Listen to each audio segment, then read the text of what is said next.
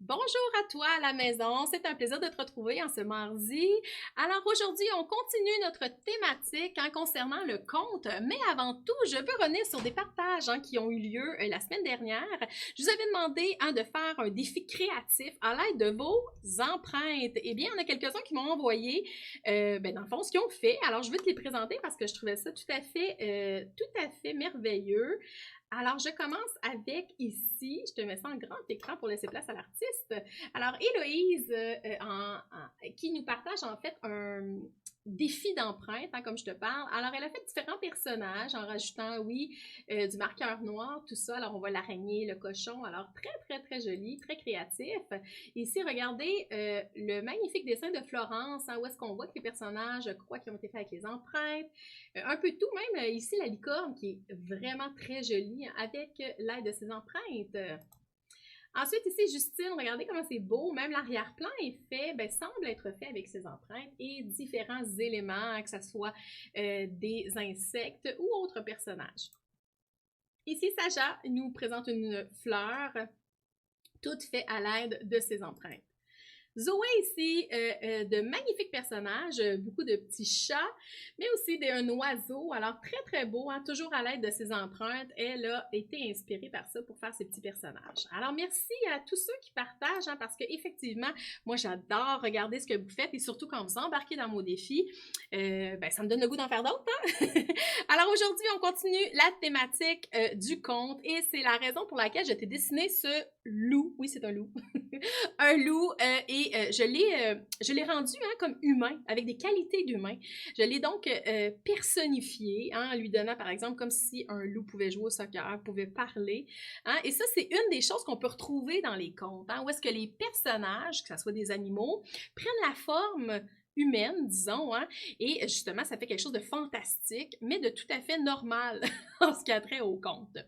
Alors, je te montre ça à l'instant. J'ai quelque chose d'autre à te parler, c'est concernant les stéréotypes. Oui, parce que dans les contes, on est en présence de personnages stéréotypés, que ce soit en parlant du loup, souvent il est traité comme un méchant, un prédateur, un mauvais personnage, tandis que si on parle du cochon, par exemple, là, c'est la victime, celui qui est plus fragile, qui a peur de se défendre.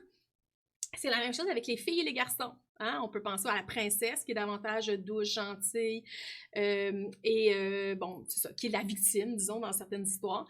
Et dans les contes, on peut retrouver le chevalier courageux, fort. Alors, on est souvent en présence de stéréotypes, mais avec les contes déroutés, celui qu'on modifie un peu, là, on sort de ces carcans-là pour sortir les stéréotypes et mélanger tout ça, là, et ça donne quelque chose de fort drôle, rempli d'humour.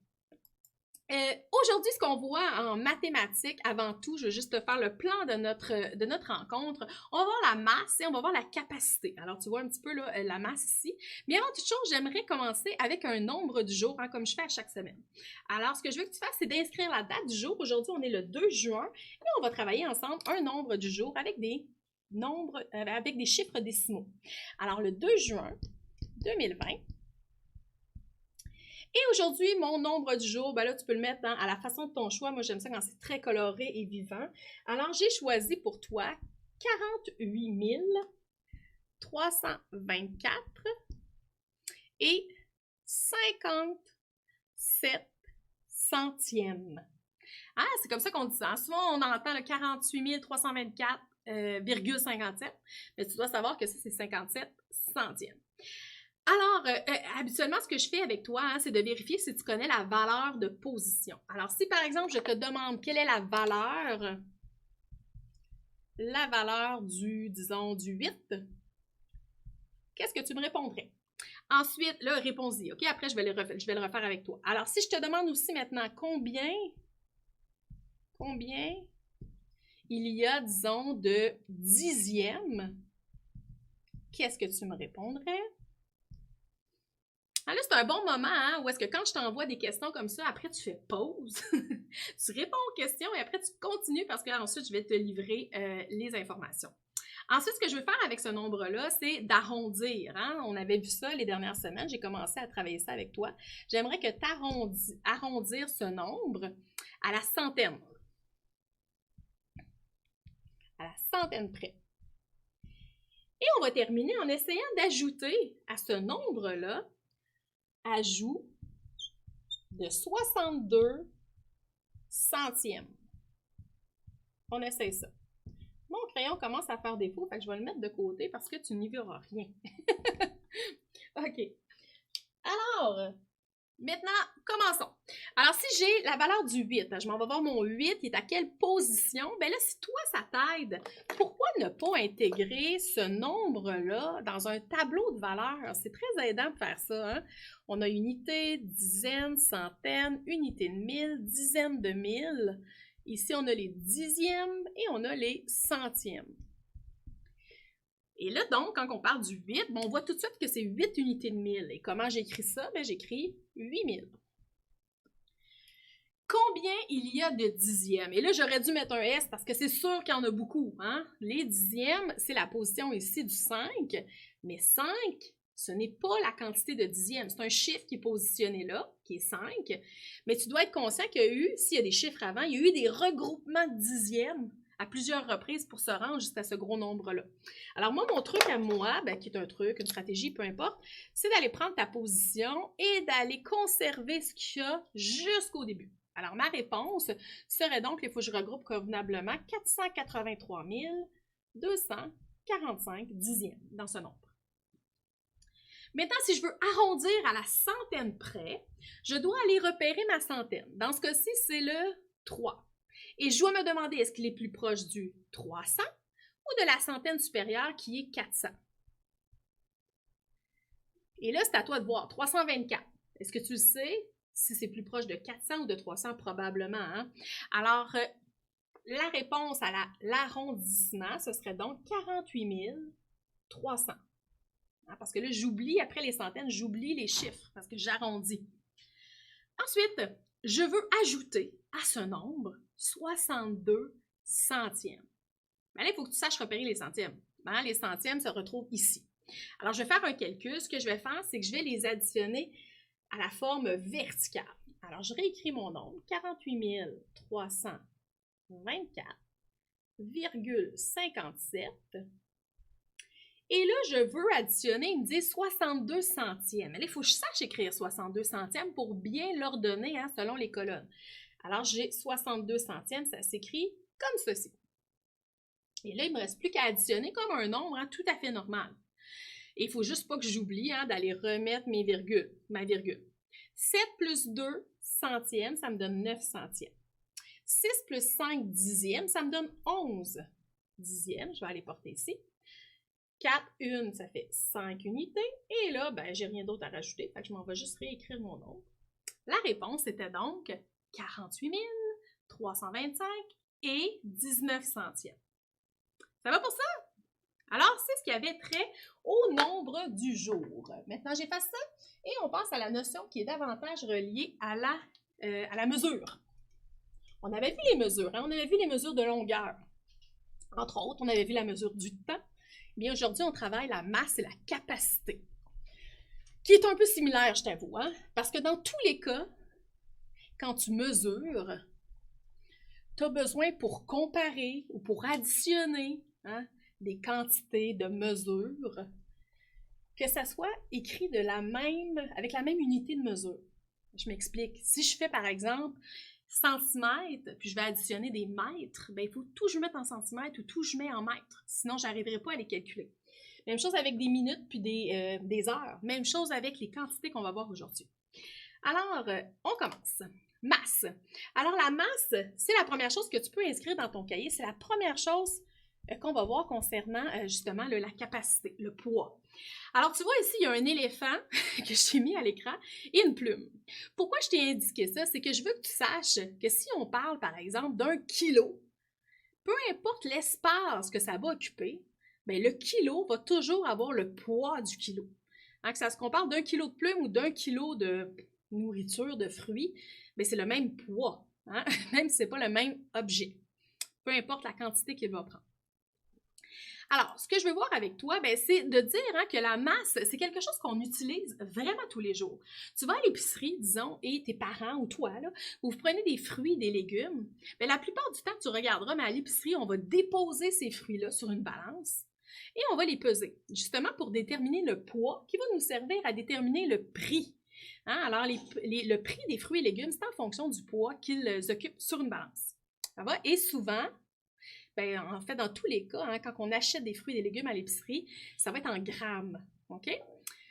Alors, je te présente le tableau de conversion. Pourquoi je t'en parle? Parce que le système, en fait, les unités de mesure, le conventionnel qu'on utilise, là, c'est des grammes et des kilogrammes quand on parle de masse. Oui, bien entendu, comme tu vois ici, là, il y a d'autres mesures. Il y a le décigramme, le centigramme, mais on l'utilise très, très peu. Hein, les seules vraies là, mesures hein, au niveau de la masse, c'est vraiment les milligrammes, les grammes et les kilogrammes qu'on utilise. Donc, c'est important de connaître le tableau pour pouvoir faire les conversions sur la bonne façon. Alors, ce que je t'invite à faire, c'est dans ton cahier, parce que je vais te donner des exemples, va reproduire ce tableau-là. Bon, moi, je le fais à main levée, mais j'espère bien que toi, tu as peut-être une règle. Et là, regarde bien combien il y a de colonnes. Il y en a 1, 2, 3, 4, 5, 6, 7. Il y en a 7. Alors, il y en a une centrale qui se retrouve à être les grammes. Et de ce côté-ci, il y en a 3. Et de ce côté-ci, il y en a 3. OK? Alors, ça serait bien de te souvenir de ça. Comment faire ce tableau-là. Et ici, on parle des kilogrammes et de l'autre côté, on parle des milligrammes. OK?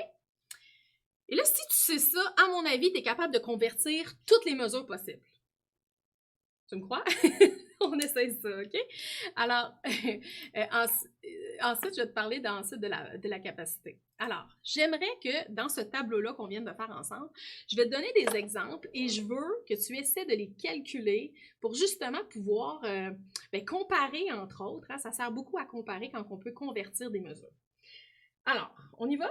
OK. Alors, je te donne des exemples. Et là, une fois que j'aurai inscrit les exemples et que tu pourras les faire, fais pause, fais les exemples. Puis après, là, viens voir les résultats qu'on va travailler ensemble. Alors, si je dis 8 grammes, je veux savoir, ça équivaut à combien de kilogrammes? Deuxième exemple, j'ai 140 milligrammes. Ça équivaut à combien de grammes? Et finalement, je vais t'en donner un dernier, 0,25 kilogrammes et je veux le mettre en grammes. On essaie ça? Pause. Fais tes calculs. Okay. Maintenant, on y va. C'est l'avantage de ne pas nécessairement être toujours en direct ensemble, hein? C'est que ça te permet là, de prendre une pause puis de continuer par la suite. Alors moi, quand on a des conversions à faire, je m'en vais placer hein, la donnée que je connais, le 8 grammes. Je vais aller le placer ici. Et là, ce qu'on me demande, c'est d'aller le mettre en kilogrammes. Bon, il faut que j'aille le mettre en kilogrammes. Ce que je fais, je mets des zéros jusqu'à kilogrammes. Et je ne sais pas si tu le savais, hein, mais quand j'écris, disons, 4 ou que j'écris 4,0, c'est la même chose. Eh bien, imagine-toi donc que si on te parle de grammes, il y a une virgule ici. Et de pouvoir le convertir, ça te demande d'aller prendre la virgule, tout, et de la déplacer vers les kilogrammes. Dans le fond, ce qu'on fait, c'est des divisions par 10. Hein? Ici, divisé par 10, divisé par 10, divisé par 10. OK? Alors, je suis allée déplacer ma virgule et donc, ça me donne 0,008. Hein? C'est beaucoup, là. En fait, c'est une infime quantité de kilogrammes parce qu'il n'y avait pas beaucoup de grammes. OK? Alors, la réponse, c'est 0,008. Maintenant, 140 mg. Je m'en vais donc écrire 140. 140 dans le tableau, hein, ça s'écrit de cette façon-là. J'ai 140 mg et on me demande de le mettre en grammes. Même principe. On me demande de le mettre en grammes. Je rajoute un 0 parce qu'il n'y avait rien à cette position-là. Je prends la virgule inutile dans ce cas-ci et je la déplace, tout divisé par 10, divisé par 100, divisé par 1000. Je l'amène donc ici. Ça me fait donc 0,14 ou 140. Alors, c'est 14 centièmes. C'est bon? Allons voir le fameux 25 centièmes, ici, là, de kilogramme. Alors, 0,25. Je vais aller l'écrire. 0, on est dans les kilogrammes. 25. On veut que je le mette en grammes. Même principe. Grammes, est-ce qu'il y a quelque chose? Non, je mets un 0. Et là, si je veux le déplacer, hein, c'est comme si je faisais x 10, x 100, x 1000. Je m'en vais ici. Ça me fait donc tout simplement 250. 250 grammes. Est-ce que ça va pour les exemples? Hein? Puis là, tu pourras essayer d'en faire d'autres ou de tout simplement essayer de comprendre la stratégie que j'ai utilisée. Mais tu vas voir, pour la capacité, c'est la même chose. La seule chose qui change, c'est qu'au lieu de parler de kilogrammes, on va parler ici de litres, de centilitres, de millilitres, on va parler en litres. Hein? C'est ça la capacité. Alors, c'est de là que je te parlais, en fait, je voulais te montrer ces deux illustrations-là. Hein? C'est que ça se ressemble beaucoup. Dans l'un des cas, on parle de biscuits et donc de quelque chose de solide. Tandis que dans l'autre cas, par exemple, ici, là, une boîte de lait, bien, en fait, ça, c'est du liquide. Alors, c'est là qu'on va parler de capacité. Alors, voici ce que je veux faire avec toi. On va attendre un petit peu. En fait, ce que je voulais faire avec toi, c'est des exemples concernant les millilitres, les centilitres, pour qu'on voit ensemble qu'est-ce que ça donne. Alors, là, je vois qu'il y a un petit problème avec mon PowerPoint. Alors, ce que je vais faire, c'est que je vais sortir de là et je vais te le montrer. Alors, je vais te montrer le nouveau tableau de conversion, en fait, qui regroupe l'ensemble des données, en fait, là, concernant les capacités. Alors, ce que je vais faire, c'est que ça ne se grossit pas. Je vais juste le grossir ici pour que tu le vois. Alors, je vais mettre ça en grand écran. Un peu trop grand. OK. Et là, regarde bien, là, je vais essayer de te le grossir ici. Ce que tu vois ici, là, je te le montre. Hein, ici, tu as les mètres, c'était les mesures hein, en longueur. Ici, tu as les kilogrammes, c'est ce qu'on vient de voir. Bien, ici, c'est la même chose. Tu vois ici, millilitres, litres et kilolitres. Mais franchement, on utilise très rarement le kilolitre. On travaille davantage avec les litres et les millilitres. Alors, ce que ça m'amène à faire avec toi, c'est de faire le même exercice, c'est-à-dire que toi, tu vas dessiner, parce que là, tu le sais, tu as compris hein, la logique de tout ça. Tu t'en vas dessiner ton tableau. Tu en as une qui est centrale, qui est dans ce cas-ci les litres. Tu en as 3 de chaque côté. De côté, tu as les kilolitres. Et ici, tu as les millilitres. OK? Et là, tu fais le même travail de conversion de mesure pour pouvoir comparer, additionner. OK? Si je t'en donne un, par exemple, j'ai 6 litres. Je vais donner un exemple rapidement. J'ai 6 litres, je veux le mettre en millilitres. Qu'est-ce que je fais? Même chose, je m'en vais écrire mon 6 litres et je veux me rendre jusqu'à mes millilitres. Alors, je vais aller mettre des zéros. Ça va me donner 6000 millilitres. On en fait un dernier? Alors, si j'ai à dire, si par exemple, je veux dire que j'ai 1200 millilitres et je veux le mettre en litres, qu'est-ce que ça fait? Bien, j'écris 1200. Alors, j'ai 0, 0, 2, 1, 1200. Et là, on fait référence à la petite virgule de tout à l'heure, là, qui ne sert à rien pour l'instant, mais qu'on va déplacer jusqu'à les litres. Alors, divisé par 10, par 100, par 1000. Ça va donc faire 1,2 litres. Ça va, alors, même stratégie hein, qu'avec les mesures de longueur, la mesure aussi de masse et maintenant la capacité, même tableau que tu dois essayer d'apprendre par cœur. Oui, oui, c'est utile pour ça. Alors voici, c'était ce que j'avais à te présenter. Maintenant, ce que je veux faire avec toi, c'est te lancer ton défi du jour. OK, on va faire ça. Alors, le défi du jour va faire appel un peu à ta créativité. OK? Ben, en fait, toujours. Je fais toujours appel à ta créativité. Mais cette fois-ci, ce que je veux faire avec toi, c'est te demander, je vais te présenter une image, une illustration. Et sur cette illustration-là, tu comprendras que le personnage, qui est habituellement stéréotypé du loup, a une autre image. Et là, je veux que tu essaies de deviner, parce que c'est un vrai album, OK, qui existe, de Mario Ramos, et je veux que tu essaies de m'écrire en 5 à 7 phrases environ, qu'est-ce que tu penses qui s'est passé dans cet album-là? Et après, ben, demain, je t'annoncerai hein, effectivement de quoi il était question dans cet album-là. Mais tu vas voir, c'est assez particulier ce qui se passe au personnage, je te le montre à l'instant. Alors, le voici, je vais essayer de te présenter ça. Je refais un test, voir si ça fonctionne. Et on va voir si j'arrive, hein, puisque le PowerPoint fait défaut. Alors, j'y arrive pas. Je vais donc te le montrer en grand écran. Alors, regarde bien ça. Alors, le voici. Je te le montre comme ça. Alors ici, c'est l'image ici là, qui est à ta droite. Ça s'appelle, le livre s'appelle « Le plus malin ». Et là, tu trouves le loup. Hein, qui n'est pas l'air du tout méchant, qui porte, on dirait bien, le pyjama de la grand-mère. Et le titre, c'est Le plus malin. Alors, inspire-toi de tous ces petits éléments-là, ces petits détails-là, pour me faire, en 5 ou 7 phrases, le résumé de ce qui aurait pu se passer dans cette histoire-là qui amènerait le personnage à être de cette façon. Hein? Alors ça, tu me partages ça, tu te souviens, hein, sur les réseaux sociaux, tu fais toujours de la même façon, tu rajoutes le hashtag la classe en ligne quand tu fais ton partage avec le A commercial succès scolaire. Alors tu l'as vu un petit peu sur mon partage, hein? J'ai la chance alors tantôt à 16h30 de recevoir Michael Kingsbury, tu te souviens, je t'en ai parlé hier aussi. C'est donc un sportif accompli qui a gagné de nombreux trophées, médailles. Il est vraiment là un excellent skieur, un skieur acrobatique, et il va venir s'entretenir avec nous là, de son parcours et des choses à venir pour lui en tant que sportif. Alors, je t'invite à te joindre à nous hein, au Facebook Live pour poser tes questions aussi en direct et il n'est jamais trop tard là, justement pour me les envoyer. Alors, je te souhaite une magnifique journée et on se retrouve très bientôt. Bye bye!